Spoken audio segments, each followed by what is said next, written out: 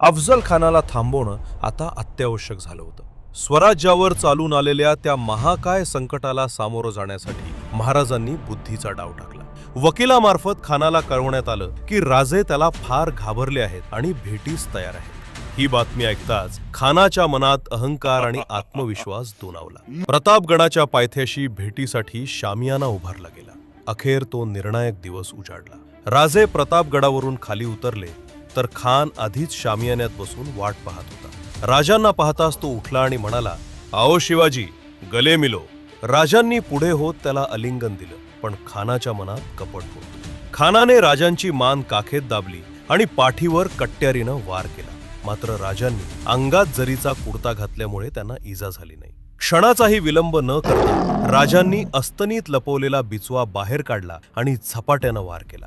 त्याच वेळी वाघ नखांनी खानाचे पोट फाडत त्याचा कोथळा बाहेर काढला. खान वेदनेनं तडफडत मोठ्यानं ओरडला, दगा, दगा.